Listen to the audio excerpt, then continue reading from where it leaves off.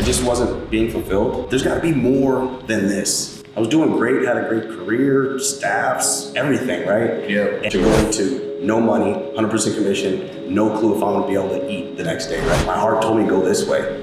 And so I just went, jumped, and the rest is history, man. That's where the whole real estate thing started. Really great conversation today with one of my good buddies, Marino, Simrod. We talked about life, we talked about coaching, we talked about fitness, we talked about wealth, we talked about real estate and wholesaling. It's something you're definitely not going to miss. Make sure to like, subscribe, comment, and let us know anyone else that you'd like to see on this channel, and we'll talk to you soon. So what's up, man? So obviously we've been friends for, I don't know, 20 some years. You were in like payroll processing, some other, sales jobs kind of thing. Just kind of highlight, your path. I know you went to ASU, those type of things, where you're from, where you've been, and how you end up getting into the real estate wholesale space and where you're at now. Well, I'll try to give you the condensed version. It's a long story. The 5-hour version? Yeah. So, obviously you went to ASU, and I know you went to U of A. I know they wouldn't let you in, probably. I've heard this before. I didn't try to go there. But I went to ASU. Out of ASU, I got a finance degree at ASU. Okay. And out of college, I went to Wall Street, did the whole Wall Street thing. Didn't like New York at all.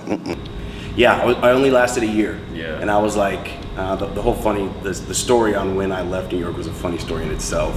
That's a whole nother story, but came back to Arizona. Yeah. And only did finance, after the year in New York, only did finance here for about another year and a half, and walked into a gym, and I've been a fitness buff my whole life, always worked out. Nah, I can't tell. Right. And long story short, became a personal trainer, 100% commission, no money, broke, whole nine. Where's LA Fitness or something? It was called Pure Fitness. Pure Fitness. This was like early 2000s. Okay. And that's where I learned sales, and that's what changed my whole life. Personal training is more sales than it is being fit and knowledge, right? So learned sales there, kind of ran my course through that company, worked my way through that company over the course of 7 or 8 years, couldn't really go any higher, and decided to change careers altogether and went into sales with a company called ADT, which most people know of. Yeah. The Blue Octagon. Yeah. Did that. Home security? Yeah. Yeah. I was actually doing small business. Okay. So believe it or not, here I am at my early 20s, graduated college, have a finance degree, did the Wall Street thing, and now I'm door to door on small businesses in Arizona summers in a full-on suit. Well, I mean, you learn some stuff doing that. Anyone who can sell door to door can sell anything. So. Yeah, priceless education, but worked my way through that company, and then got to a point where I just wasn't being fulfilled. I wasn't getting up for the game every morning, and it was like, there's gotta be more than this. I was doing great, had a great career, staffs, everything, right? Yep. And lo and behold, my real estate agent in Arizona was wholesaling. And it was a late night, and I was actually, when I moved back to Arizona. Gabe? Yeah. Gabe Ostrovsky. Yeah. Shout out to Gabe. He was my real estate agent, so because when I moved back to Arizona from ADT, I needed to buy a house. And he said, yeah, just come stay with me, and I'll find you a house. So I stayed with him for, I don't know, maybe 2 months while we got me a house. And one of the late nights, I saw him drawing on a dry erase board, and he's diagramming all this stuff. And at the same time, he would hear me at 5 a.m. running my sales calls with my sales teams. And that night, I went and I said, if you change this thing by 1%, you double your money. And he kind of lit up. And it kind of ran from there. We started a wholesale company. Wow, that's cool. Me, him, and 2 other guys, and we did extremely well. And then, this was when? Oh boy, this was 2015. Okay. Yeah.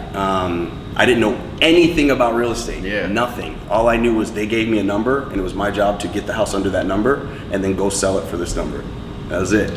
So I remember you were doing well, and you quit your W-2 job, and you're like, I'm gonna go do this wholesale. And I'm like, wait, what? Yeah. So they couldn't believe that I quit because the position I was in, you couldn't go any higher unless somebody died. It was one of those positions, right? Like, so you're there for life. Stuck. Yeah. And so when I called and I said, yeah, I'm gonna go do something different, they thought I was joking. Yeah. And they couldn't believe it, but my heart told me go this way. And so I just went, jumped, and the rest is history, man. That's where the whole real estate thing started. That's awesome. So 2015, I'm trying to think what the market was like. It was cranking along pretty heavily, right? Yeah, it was recovering from the whole 08 thing, right? So things were starting to pick up and it was starting to move. 2010 was about the bottom, I think, when you could really steal stuff, and then started kind of cranking up from there. Yeah. So you were living with Gabe and you're trying to figure out to buy your first house, did you buy a wholesale property or did you buy on market? I got a property on market because I wasn't really ingrained into it yet. And it ended up being around the corner from his house. Literally, like I could throw a rock and hit his house. And that was in Scottsdale? Was that the, okay, yeah, I remember that spot. Yeah. Cool place. So ended up there, and then we started a wholesale company, and the four of us just went at it, man. That's crazy. So for you, so kind of walk us through your initial, first few days, weeks, months in this new space after you left, corporate. Now you're like no rules, straight commission, no benefits. Yeah. And now what? So it wasn't that bad because this is the third time that I had gone from making a good amount of money and being super secure to going to no money, 100% commission, no clue if I'm gonna be able to eat the next day, right? Mm-hmm. So this is the third time around I had done that, and I was fine with it. And to be honest with you, it was the biggest weight I've ever experienced being lifted off my shoulders to not have a boss. Right. To just work for myself and do stuff for me. And it was the best decision I ever made because, again, it was another turn in my life. It was the best turn ever. Yeah. And I mean, you partnered up with 3 dudes that have been doing it for a long time, right? Yeah, so Gabe understood wholesaling, and he was the real estate guy, and there was another guy out there named Sarush. He did all the operations. Yeah, Sarush just started another deal right now. Yeah, he did. Yeah. The 1% listing. I know, I gotta go. He hit me up to go see his office, so I gotta go check it out. Yeah, check him out. Me and him talk a lot these days. But me, Sarush, Gabe, and then Chris Hansen. Okay. Very established real estate investor. He was the money guy, and we all went at it with our different roles, and we blew that thing up, man. It went great. Yeah. Mm-hmm. So what did the team look like? It was just you four, or you guys had outside salespeople or acquisition guys, or you guys just doing everything at that point? Initially, it was us 4, and then we started to scale it, right? So when we started to scale it, we started getting acquisitions people. We had people doing underwriting for us, and then we had cold callers. I mean, we had everything in-house to where we had a complete office here, and then back then there was no such thing as virtual wholesaling. Mm-hmm. So our goal and why we did this was to scale it nationally. Right. But back then our goal was to do it in person. Yeah. Right. So the second market was Dallas. Sarush went down to Dallas and started opening the office there. And through an interesting turn of events, when you've got all this staff and you've got all this marketing money going out, and then you've got another staff being built in Dallas, a lot of expenses, we decided that we wanted to also build a portfolio. So what we did was we ended up keeping, I want to say like 45 houses in Dallas. So maybe 42, I don't remember, but when you're not paying the wholesale company and you're keeping the houses, the wholesale company hurts even though you've got a portfolio. Right. And at the same time, we had a bad quarter plus all those expenses, and guys are like, I'm not really enjoying paying to go to work. Yeah. So I'm gonna go do something else. And so everyone kind of disbanded and went their separate ways, but I fell in love with wholesaling, and so went at it on my own at that point. So you guys had 45 homes that you owned. What did you guys do with all your properties? They just became rental properties in Dallas. It was its own portfolio. Eventually that got sold. Okay. Yeah. So you sold them all. So yeah, the whole wholesaling model, virtual versus in person. I know there's a lot of theory behind that, but I feel like it's either one way or the other. Most people aren't doing both. They're either super ingrained, I need to be boots on the ground, or they have some sort of virtual business. But I think market conditions kind of dictate where you go as well, right? Yeah, so thankfully I learned how to wholesale in Arizona where there's all the sharks. It's a big big pond, right? So you had to have more skill, you had to be better than others in order to do it. Yeah. And so in person was how I learned doing it, sitting down belly to belly at the kitchen table, closing with the contract in front. Yeah. And then when I went at it on my own, I still wanted to scale it nationally, but I just said, I want to see if I could do it over the phone. Yeah. And so that's when I started doing it virtually. I mean, I can't take credit for starting virtual wholesaling by any means, but I had no examples, no one to learn from. I just went at it, downloaded lists and started cold calling myself and generating leads and closing over the phone. Say, do you want a cash offer on your home and go from there? Yeah. 100%. Where'd you start originally outside of Dallas? Outside of Dallas, so first market was San Antonio, and I'm still there. Okay. Yeah. Literally pulled list, cold calling, and then back then there was a thing called ringless voicemail. Yeah, just drop voicemails to everyone. Yeah. The toughest leads on the Planet. But if you can close those leads, you can close anything, and that's how I got my first year. All the deals I got was 100% ringless voicemail. Yeah. So you drop, a couple hundred voicemails, and whoever calls you back, you're just more like hundreds of thousands. Hundreds of thousands. Yeah. And it was that little response rate. You wouldn't just blow your phone up for days. So I didn't even count the responses. I didn't count people who responded. We only counted people who actually left a voicemail. right? And here's a funny stat. Of all the voicemails we got from our messages, 92% of those were people flipping us off, telling us they were going to kill us, and to don't do this, this, and this. So you gotta figure of hundreds of thousands of messages, only 8% aren't mad, and then you got to go from there. So weeding out the FUs and figuring out, That's the hard part, right? Just getting through all that, but it worked. It's a crazy thing. People get so angry. Like, you're not trying to sell them anything. You're calling them to offer them cash for their home. It's like, I don't know how upsetting that'd be. I think there'd be other things to get upset about, right? Well, you'll learn in life in general, some people are just miserable and they want to share it and they're looking for somebody to take it out on. So go ahead and unload. Okay, thanks. I'll put you on this list and I'll make sure we don't contact you again. Yeah.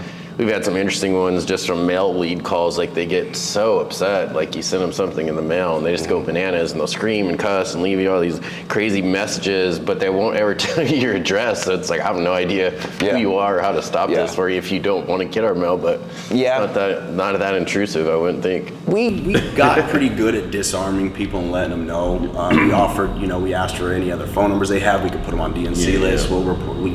We'll take care of you. Sorry, we'll take care of you, and that helped. But you got to get a thick skin when you're doing anything with sales. Totally. So keep cruising along. You're solo. You're handling all the leads, all that stuff, and then you start moving into other states, or are you just focusing on here in San Antonio and Dallas, or what? It was mainly San Antonio. My goal was to again scale it. Okay. So what I did was I kept increasing lead flow till I created my own bottleneck, and I needed help. And at that point, I started hiring acquisitions people and then dispositions people, and then I needed a TC, and so it just scaled from there. And then once I started kind of reaching, I guess, critical mass in San Antonio, it was easy to add other markets because all you needed was other lists from other markets, and you could just throw it in and keep going. Keep the machine going. So the first bottleneck was what? I got too many leads. Too many leads. There's not enough of me to get to all the leads and to follow up, because follow up is key. Right. There's not enough of me to follow up on all these people and keep them warm and make sure I'm there when they're ready to go. So I needed help. So what was the first step in saying, all right, I need somebody, and now what? My network was the first thing. There was always people that were looking for work. Being in sales for that many years, salespeople. Right. And sales is sales, different widget with real estate. But because I knew so many salespeople, it wasn't hard to just pull people in and say, hey, this is what I'm doing. And people all aboard, come and jump in. They knew me from ADT, they knew me from fitness. And I have an employee with me to this day who was one of my first employees. I think you know Chris. Chris, I'm pretty sure. McMillan. He worked for me at Pure Fitness. Okay. And I pulled him in and basically just tweaked him the way I tweaked myself to change it from fitness to real estate. Yeah. Guy's still with me cranking. He's actually an assistant coach. Nice. In Michigan, and he does this part-time. He's making a killing. No way. Yeah. That's very cool. So plug along, start adding some people, start looking at different states, kind of now, what do you feel like your most favorite state is? Do you have a favorite? Do you have favorite cities, or you just don't care wherever you get deals? Nah, all of them work good. I mean, I only spend marketing money in Ohio, Oklahoma, and Texas. Yeah. But because I run PPC now, I get leads from everywhere. Yeah. I think last time I checked, we're in 19 different markets now. Nice. But no favorites really. At all. I mean, it all works as long as I can get the house for A and sell it for B. We're good. Right. Yeah. So you mentioned PPC. Are you running ads off your own website? Are you having somebody else do it? Are you buying per lead? What's the? Yeah.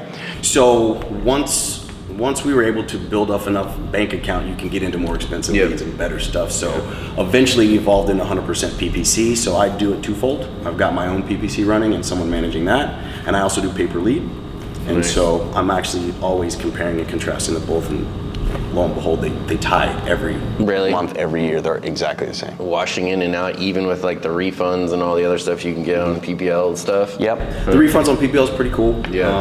But at the end of the day, total cost versus total revenue, always roughly the same. I started going down that path a little bit and had my website all revamped up and started, trying to compare, but pay per lead was way better for us just with the refund rates based on like the bad leads and other things we were getting. So, but maybe I should test it in different markets. Here, obviously, locally, it's very you aggressively. People are going after, the leads here are very expensive. So pay per lead.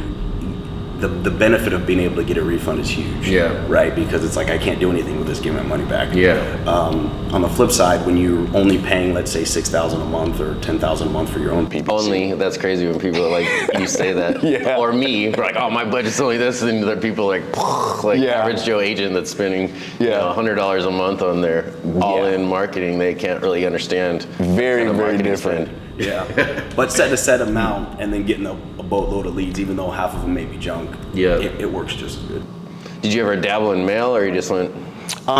Me personally, I never did direct mail. I'm too impatient, and I like to have way more control. And mail leads are great leads. I mean, everyone knows it. It's the oldest and most tried and true method out there. But the cycle and the tail was just too long on mail. So I wanted to have more control over what happened, and so PPC was the best bet. Nice. Yeah. Interesting stuff. So now you're cruising along. You're in several different states. You've got some acquisition guys. I think I remember you doing some team building stuff. You guys are smashing pies in each other's faces and things. Or smashing pies in your face. I don't know what the deal was. Yeah. Did they win some contest? They got to smash a pie in your face, or? Well, that was a staff contest, right? We're running metrics and KPIs on everybody, and I like competition, and I let them pick what the competition's going to be. Water balloon fights, smashing pies. One time they had to wear crop top shirts for the whole shift if they lost. So yeah, we always did fun stuff like that. And culture in a company that you're building is one of the biggest keys, right? And keeping people happy and fun, because a lot of stuff that people are doing is a grind. Totally. It's not fun. So making it upbeat and having people want to show up and be there and want to win is huge. And because of that, with that staff, I remember all the guys that you saw smashing pies, those were some of the cold callers that I had way back in the day. And my turnover rate, believe it or not, was sales. Turnover rate's well over 100% in those sales rates. Yeah. I had zero turnover with those roles, and it was because of the culture, because we were winning. That's crazy. I know a lot of big teams that are constantly hiring. They say, hey, if they can make it through this, they call it the 6-day work week. If they can make it through the 5 days you see them on Monday, the following week, then they did good. Better than a lot of people though. So. And that I grew up in that arena, right? Yeah. I grew up in that arena where it's just like churn and burn. Hire them, train them. If they sink, they sink. If they swim, they swim. Yeah. But wanted to go a little bit different. It's exhausting too. It's like that's the key. Yeah. So when you've got that many people coming in and out, hiring is hard. Interviewing, training, and developing just to see them leave, and it's disheartening and it hurts morale. Yeah. Right. So what I want to do is go about this different and build a company where people want to be there, want to stay, and they do. And believe it or not, headaches go away, money goes up, everything's just better. So what do you think some of the key takeaways from what you learned on building the culture that you have, and can you go more into the culture and kind of what it looks like in your environment? Yeah, it's a family culture.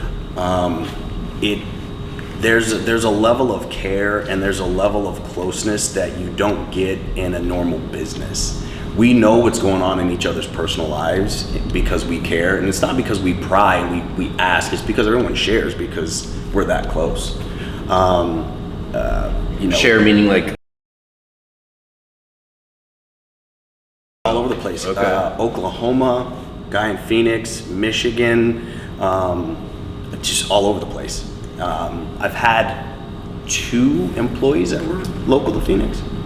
I'm sorry, 4 local to Phoenix, and I would meet with them and we would have lunches and stuff, but pretty much everything's 100% remote. But we're close, we have our meetings, everyone's got each other's cell phones and they're asking each other for help and tips, and it's just one of those things where it's just super, super close. And in the hiring process, I made sure that the culture fit and they were going to be able to excel in that type of culture. If there was something weird, or if my whole thing was when I hired someone is if I would ask myself, if they checked all these boxes, the final box is, can I spend 5 hours in a car with this person? Right. Would I want to? And if the answer is no, they can't work for me. Yeah. Right? So when you're with people that you really want to be around and genuinely like to be around, that's the type of culture that we have, and it's the best type of culture to have for sure. Totally. Are you running any kind of personality tests on those guys, or? That's another funny story. So I always went with my gut. Yeah. I've been hiring and training salespeople for so long, I just thought I knew, right? Yeah. I can tell, but over time you learn that you're not the best at most things.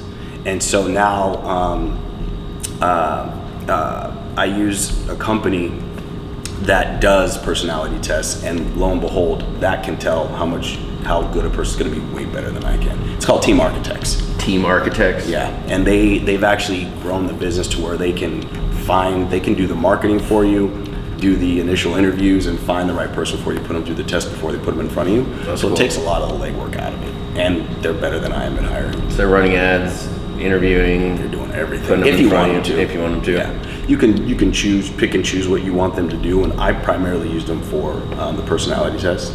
But yeah, they can do it all. That's crazy. You've been able to build a culture that you guys feel so close and you're nowhere near each other, you know, so that's super interesting to me. Are you guys on like, you know, Zoom calls all day with each other listening, or like what, you know?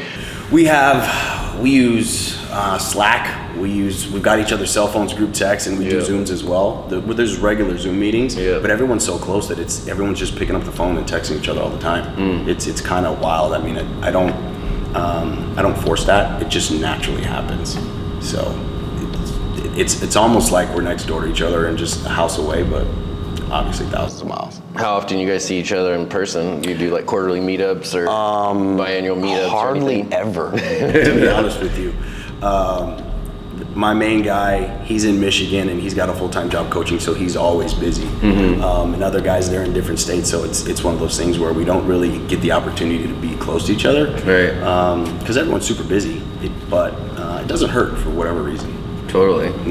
So Simrod Systems is the name of one of your companies. Like, what kind of systems do you think you have in place, or what technology are you leveraging to make sure you think you make you stand out from some of the other people? That's a really good question, because I don't think it's my systems. It's called Simrod Systems, and to be honest with you, I don't even know where I came up with that. I needed an LLC when I started wholesaling on my own, and it sounded cool though. Yeah, it sounded really cool. So I don't pride myself on systems or technology. I'm kind of following suit and learning from people and learning what to use. I think where we excel is probably just leadership. Making all the mistakes I made on building teams and working with teams and getting teams to win. I've made so many mistakes that I learned what not to do. So going at it this time, I just do it completely different. And I think that's what separates us from other companies. Nice. Yeah. So you have SOPs and all that stuff in place for everything dialed in. Like, where is all that housed? Is it on like Google Sheets, or do you have some? You'd have to ask my assistant. I don't even know. She's got it all. She's got it all done. Thank God for her. But she's got virtual it all done. assistant, I take it? Yeah, virtual assistant. Is she in the US or out of Nope, country?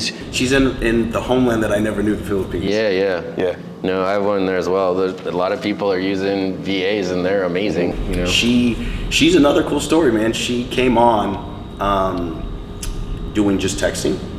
But back when texting was just getting started and there wasn't all the regulations. Yeah. She came on just doing the texting full time, and then that evolved into her doing a little bit more. Now she runs everything. that's awesome. She's got it all. No texting. Did you find her? I know you can't do any of that stuff anymore. She doesn't have any of the marketing anymore. She's Yeah. literally in the back office running the company. Did you find her through like an agency, or how'd you find? Yeah. So in my mastermind, in the boardroom mastermind, there's a gentleman who owns a VA company called Riva Global. Yeah. Pretty popular, pretty Yeah. big. And they do real estate as well. So got hooked up with him, and they set up a bunch of interviews. Went through a couple, and they went well, but ended up landing with my assistant now, Gladys, and she was a rock star. And she's been with me maybe 3 years now. So you went through a couple initially and then landed on her. Yeah. We went through a handful. We have one right now. I guess the jury's still out a little bit, so I think always looking. Well, what do they say? Hire slow and fire fast. Right. So if it's not working, man, make a decision real quick and make a move now, because lost time sucks. Totally. Do you have a VA monitoring service on her? Like, I know there's one called Desk Time. There's a couple other ones that we're testing out to monitor their productivity. But She has everything mapped out, like her percentage of each day that's spent on each task, and we go over all that stuff, but I don't have anything monitoring her. And I'm super giving. That's another thing with the culture. It's hard to get my trust. Right. But once you have it, you have it. Right? And so whenever she needs time off vacation, she doesn't even have to ask. Yeah. Like, it's automatically approved, and I give her a lot of leeway to do what she needs to do, because at the end of the day, the way that I see business and making money is you need to get paid for your results, not your time. yeah. And that's why I've always kind of had an affinity for 100% commission. I'd rather have that than salaries and hourlies because I can outwork everybody. Right. And so again, back to the culture, that's what it's about. So with her, I don't monitor her hours, this and that, as long as she's getting everything done. And she's always going above and beyond anyway, so there's just no need. Yeah. Yeah, I mean, we just started testing, I think it's desk time, and so I'm starting to see some of the actual productivity numbers and, you know, dial time and other things. I'm like, this is very concerning. This is accurate. So we're about to formulate a conversation where we're like, okay, you know, help us understand why this is reporting this way, you know? Yeah, that tool is huge, especially if you've got very, very clear guidelines and operating procedures, you know, stuff that you want them to do. That's huge. Good way to measure and track and manage productivity.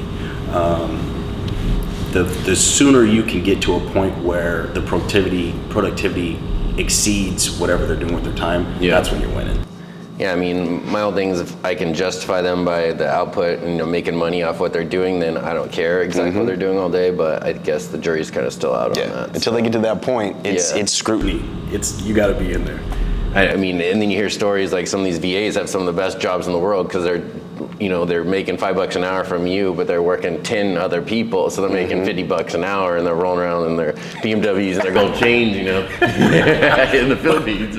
More power to them, I guess, as long as you're getting production. They are getting it done, though. Yeah.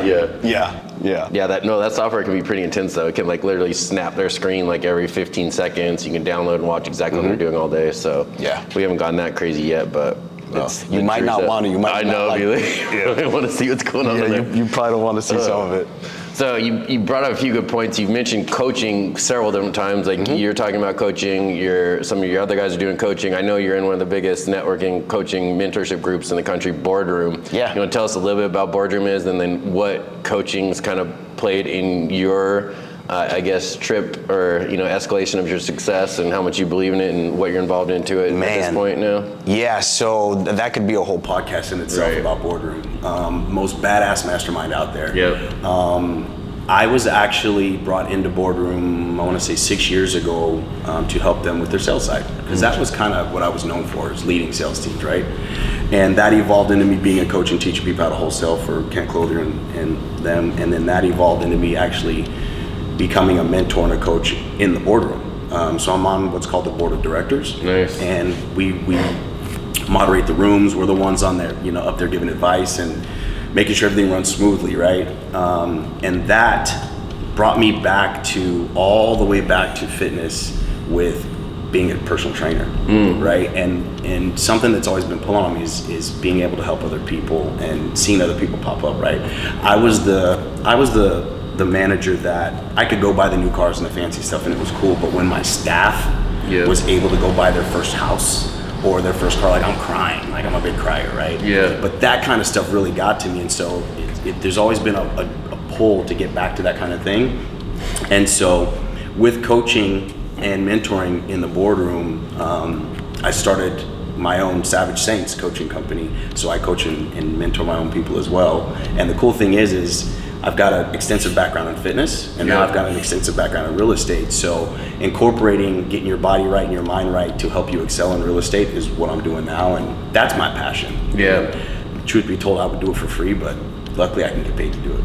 No, that's awesome. So, I mean, you see those people out there that are making a ton of money, but their personal life's a disaster, or they're way out of shape, or like there's super heavy unbalance, So, super proud of you. I feel like you've kind of come a long way, even on your personal relationships in life. And, obviously you've always been in great shape, and now you've got all this other stuff put together, and now you're giving back, which is kind of what it's all about, right? Yeah, it's a lot of us chase success and we chase money, but without purpose it doesn't mean anything, So when you kind of find your purpose and what lights you up inside, my advice to anybody is to really, really hunker down on that and focus down on that, and the money will come. Right.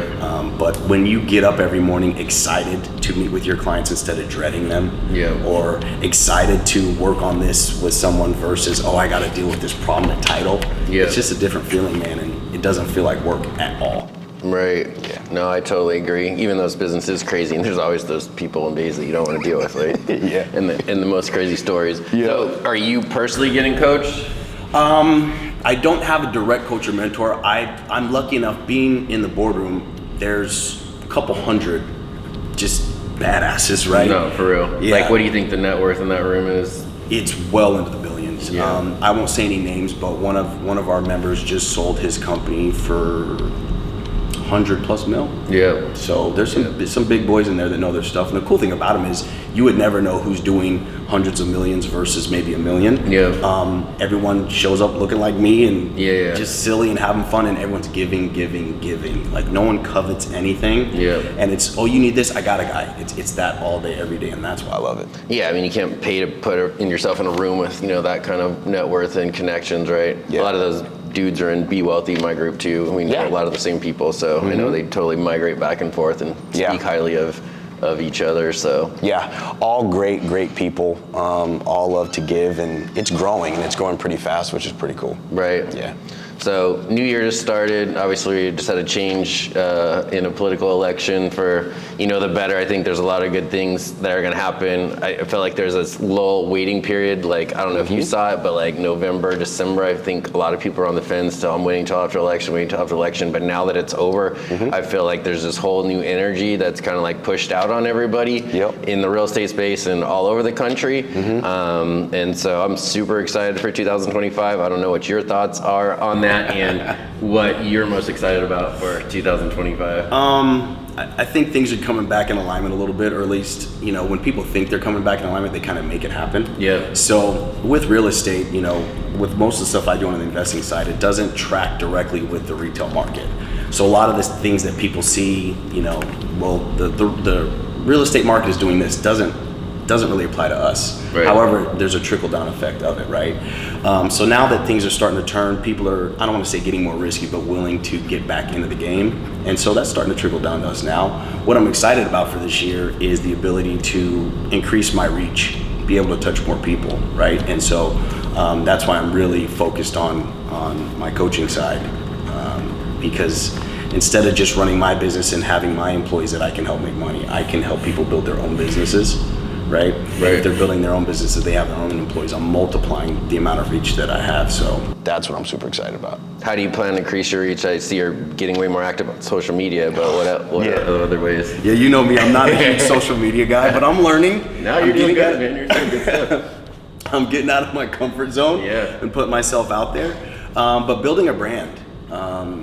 What I found is that if I can get people's minds right and get their bodies right, their business side just quintuples, it multiplies.